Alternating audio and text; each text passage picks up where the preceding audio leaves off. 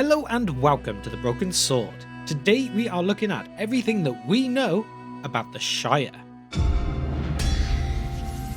Build me an army worthy of Mordor.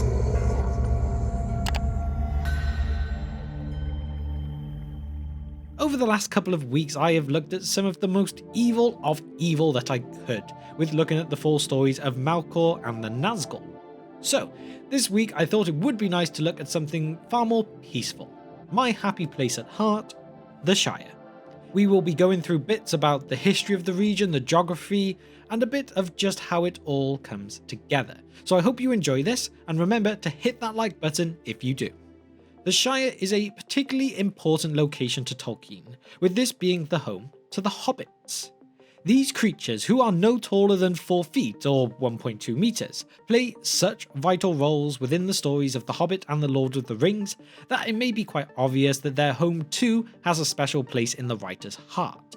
In fact, it is widely believed that Tolkien constructed the Shire in the eye of his ideal home.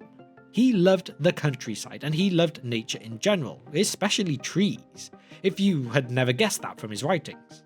And it is no surprise that this is what the Hobbits love about the Shire too. That is why it is described as such a beautiful place. So before we jump into any real history about this region within Eriador, let us have a look at the geography of the Shire.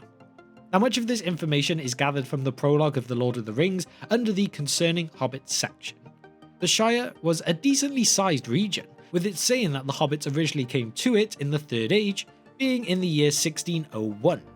As for its size, it says in the prologue that the land was rich and kindly, and though it had been deserted when they entered it, it had been well tilled, and there the king had once had many farms, cornlands, vineyards and woods.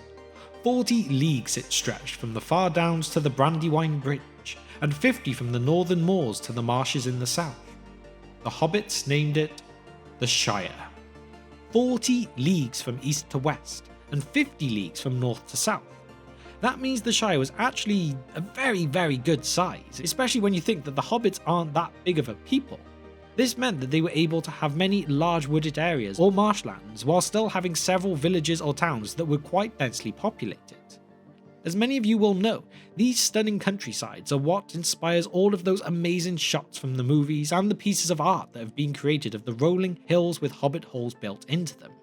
This can make it quite surprising then that the race of the Hobbits were not more well known throughout the lands elsewhere in Middle-earth, and it was thanks to the Dunedain of old, or the Rangers of the North, who were originally from Arnor, as it was this group that protected the Shire from unwanted visitors.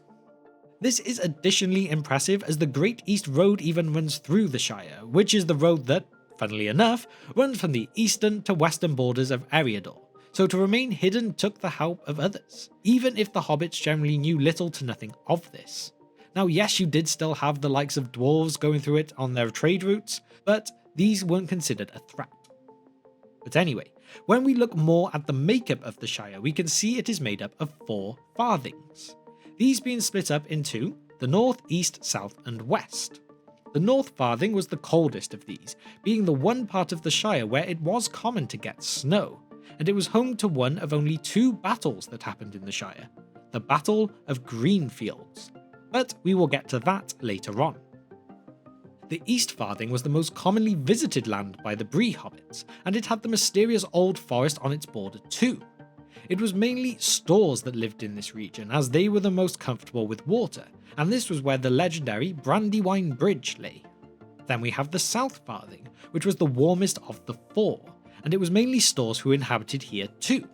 The town of Longbottom was in this region, which you may recognise as it was famous for its pipeweed. Finally then, you have the West Farthing, home of Hobbiton, Bywater, Michel Dalvin, and many of the events that we know from the famous stories. Michel Dalvin was in fact considered as the capital of the Shire, being the ancestral home of the Took family, and therefore where the seat of the Thane of the Shire is held.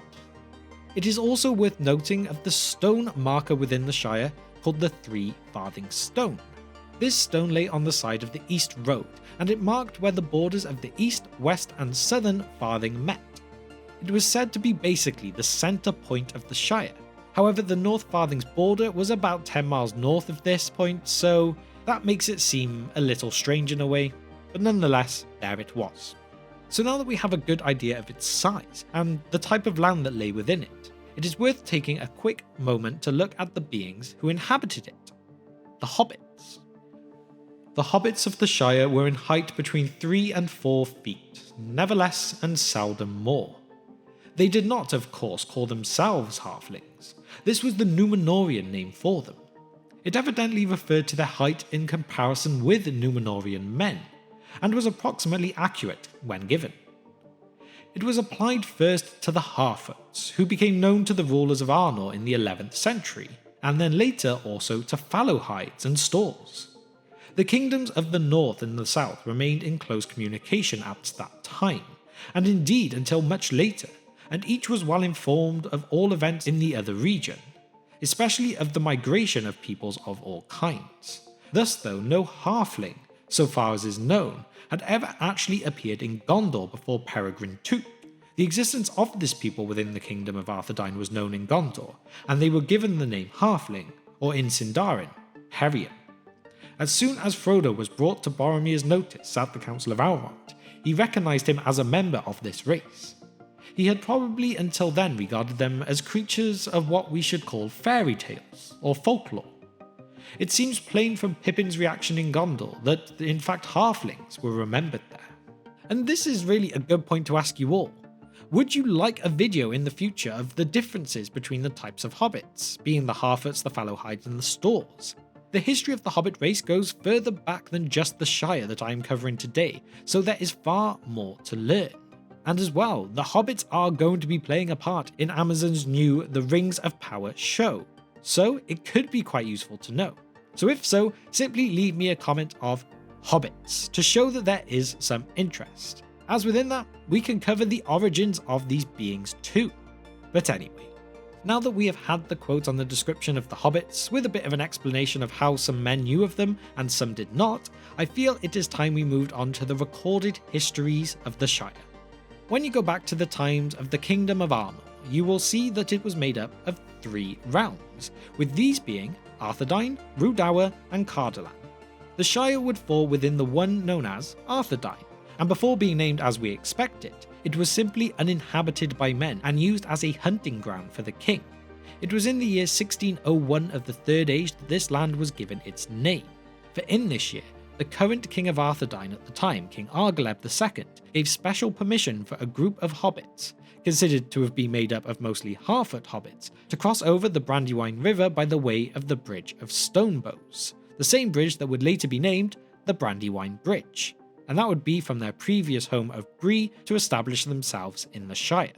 It is interesting to note here that 2 hobbit brothers are noted as having led this group, being named Marcho and Blanco, and these were in fact from the group known as the Fallowhides, but they were just leading Harfoots to this new land instead.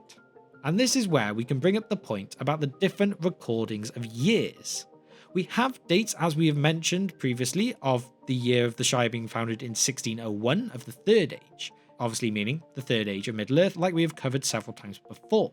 But then this is also where Shire reckoning comes to be, and that is very simply really just going from year 1 of Shire reckoning being 1601 of the Third Age. So any Shire year noted, all you have to do is add on 1600 years to get the same year for the Third Age records. I hope that's nice and simple and it all makes sense to you. So now, the Shire has been founded, and it was then 29 years later, being 1630 of the Third Age, when the next group, being the Stors from Dunland, who would also begin to make their way to this land. The hobbits of the Shire were more than happy to be keeping themselves to themselves, ruling themselves, and keeping as far out of the way of the events of the big people as possible. And it may also be worth noting here that, although they ruled and governed themselves, they were given this land by King Argleb with the conditions that they still considered him as their king, and also that they keep the bridges and roads of this land in good condition so that any of his messengers could still travel fast through them.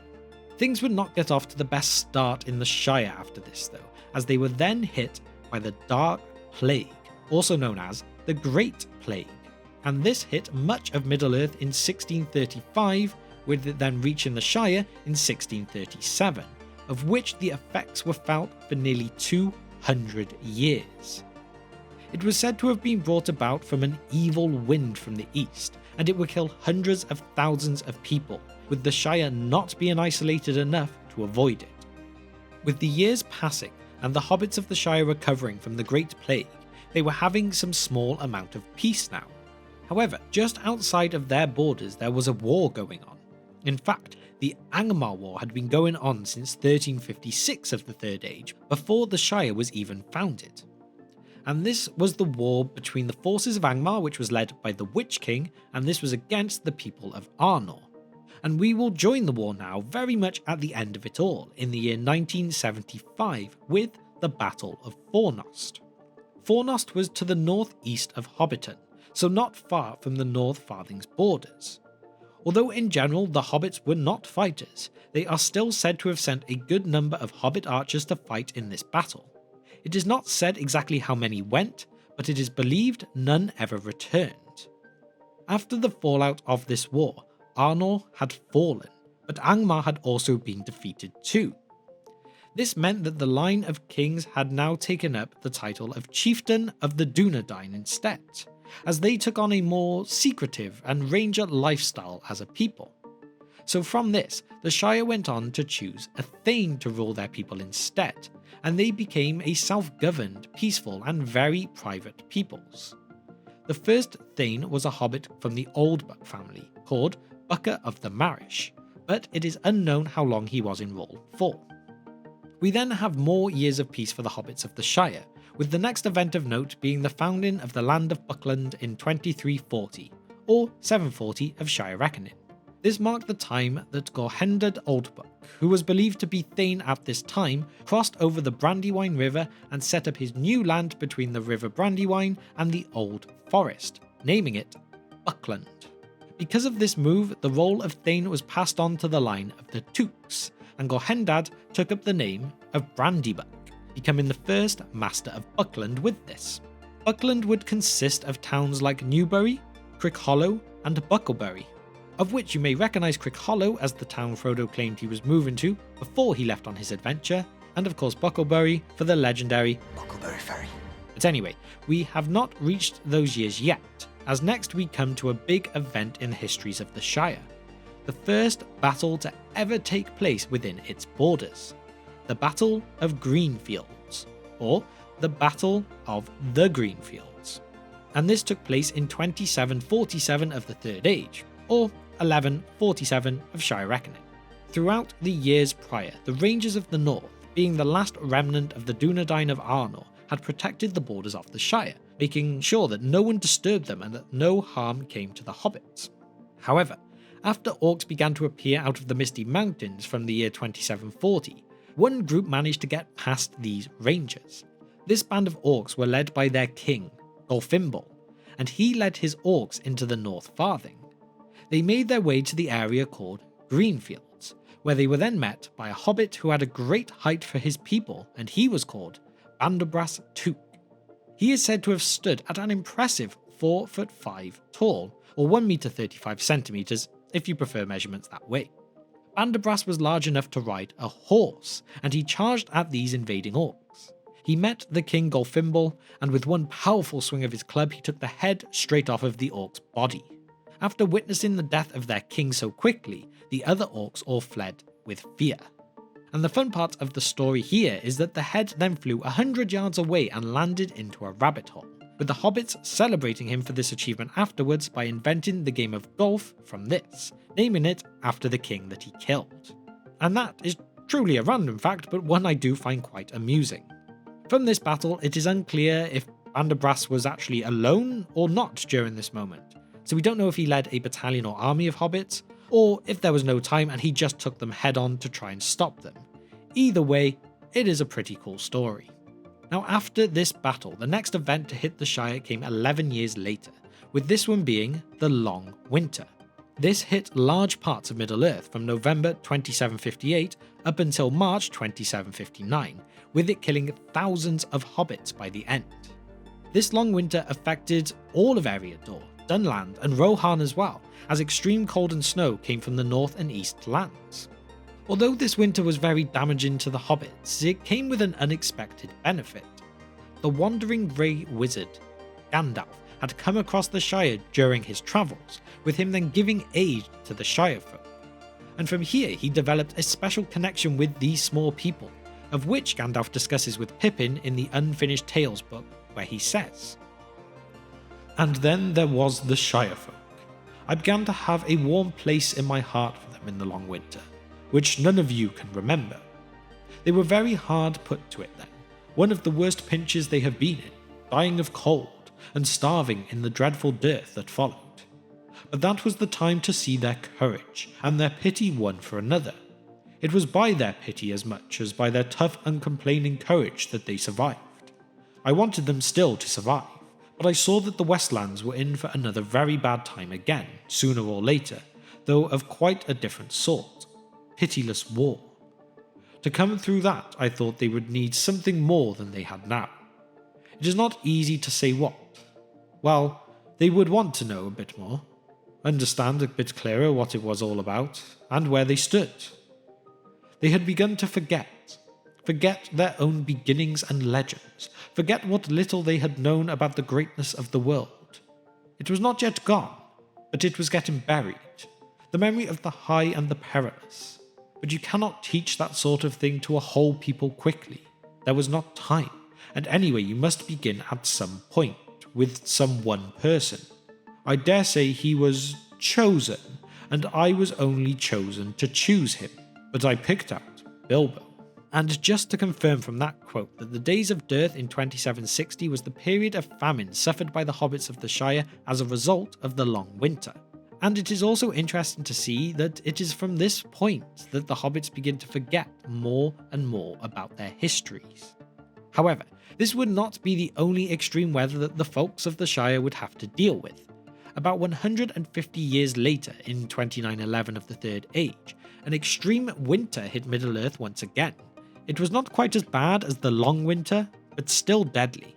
Food ran short again, and the hobbits began to suffer attacks by white wolves who could enter the Shire from the very north, as the cold had frozen the Brandywine River, giving them easy access over the border. When these wolves were spotted within their lands, another iconic moment from the histories of the Shire occurred. The horn call of Buckland was sounded. This marked an emergency in the lands and made everyone aware to prepare for the wolves. Again, it was Gandalf along with the Rangers of the North who helped the hobbits recover from this. We will soon reach the time of the War of the Ring, but in the years before this, Gandalf visited the Shire to find Bilbo Baggins and bring him as the burglar for Thorin's company's quest to reclaim Erebor. And then also in the years after Bilbo returned, Gandalf kept revisiting the Shire to visit Bilbo, after he grew more and more suspicious of this golden ring that he had found on his adventure. This in turn would catch the eyes and ears of Saruman the White in Isengard. Saruman would place spies in the lands around Bree and the South Farthing to try and find out what Gandalf's purpose was here. This would cause a reaction from Gandalf too, with the Rangers of the North Guard being doubled around the Shire, with it most likely Gandalf asking a certain Aragorn to do this as their chieftain. Now, the times of the War of the Ring would reach the Shire in 3018, with this being when the Nazgul first entered the lands after being in search of Shire and Baggins. This would mark another time when the horn call of Buckland sounded, and this was when Fredegar Fatty Bolger rang it out when he realised that there were Black Riders in Crick Hollow, and this led these Black Riders to flee through the North Gate, also known as the Buckland Gate. So, at this time now, Frodo, Sam, Merry and Pippin had left the Shire on their quest to destroy the ring, or at least at this point just get it to Rivendell, and then later again the Rangers who guarded the boundaries had left to fight in the war as well. This meant that after Saruman had made a runner from Isengard, he and Lotho Sackville Baggins led an uprising and took over the Shire, spreading evil and industry through the once glorious and peaceful land. Albeit, Saruman did get Grima Wormtongue to kill Lotho not long after. When the four hobbits returned from their adventures, they raised a rebellion from those that had been pushed down, and this led to only the second ever battle happening in the Shire, the Battle of Bywater. Here, Frodo, Sam, Merry and Pippin led the hobbits to victory over the Chief, Sharky, or in other words, Saruman and his ruffians. Most of the ruffians were either killed or captured, while 19 hobbits lost their lives here, with 30 more being wounded. And it all ended with Grima Wormtongue killing Saruman, who was then himself killed by hobbit archers. A sad end for a once powerful Maya.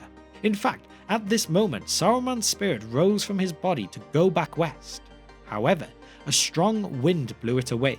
He had been rejected from returning. Manwë did not wish for him to come back.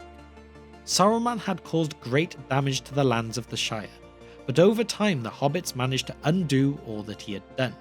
A great leader in this rebuild was Samwise Gamgee, for he used soil from Lothlorien, which had been gifted to him by Galadriel, to assist with the rebuild. It says he stood near to the 3 farthing stone and cast the remnants of the dust into the air in 3021, which is also then said to have created the most productive and prosperous time in the history of the Shire. This is where the years pass on to the 4th Age of Middle-earth, with year 1 of the 4th Age being 1422 by Shire reckoning. Aragorn would become king and reunite the kingdoms of Gondor and Arnor, which also led to the Shire rejoining the reunited kingdom. In fact, Aragorn gave special attention to the future and protection of the Shire, declaring it as a free land in year 6 of the 4th Age. What this meant is that no full-size man would be allowed to step over into its borders unless special permission was granted. Aragorn would even extend the land of the Shire westward towards the Tower Hills, where it was then named Westmarch, with many hobbits going to live in this newly given land. So there we have it, a look into everything that we know about the land of the hobbits known as the Shire. Sadly, there isn't too much known about what happens in the 4th Age. There is more information on the governing side, for example looking at the mayors and the thanes, but that's not really too relevant for what I was looking at today. This land of the Shire is considered one of the most beautiful and natural parts of Middle-earth, and one that I would definitely like to live in myself. Out of this land came our heroes for the 2 main Tolkien stories of The Hobbit and The Lord of the Rings, so you cannot say it was anything but important either. It is just such an amazing place. Remember as well to please leave me a comment of hobbits if you would like that video looking at the different types, which would definitely include looking at the origins of the entire group of the hobbits too. After all, if you did not know, we already do have a video looking at the hobbits after the events of The Lord of the Rings, so check that out if you would like to see more information on it. So I hope you all enjoyed this video for today, and this now leads me onto my question for you all today, and that is, if you could pick to live in any of the towns or villages within the Shire, which one would you pick? Would you stick with the well-known and safe Hobbiton, or would you prefer to be further east in Crickhollow, or perhaps down south in Longbottom? Please let me know your thoughts and reasons why in the comments below. And now firstly to quickly mention our other channels, they will all be linked in the description below of course if you would like to check any of them out. And also again to shout out our patrons, with firstly our Divine Power tier members of Kevin, Abram and Matt. You are all awesome. And a big thanks to our Fire Demon tier members of Nashith, Denversteel and Gregory, and as well I cannot forget the Wizard Staff tier members of John, Andrew and Finrod Felagund to go with them. You are all true legends of the Bro Hero. Finally, if you have managed to reach the very end of this video with me today, and you have enjoyed what you've seen, then please remember, hit that subscribe button on the video, subscribe to the channel too if you haven't, and hit that bell icon with it so that you can be notified of future uploads. YouTube does like to do that thing where it hides uploads sometimes, so hitting that bell icon really does help. So thank you once again if you have managed to reach the very end of this video with me, and I will see you next time on The Broken Sword.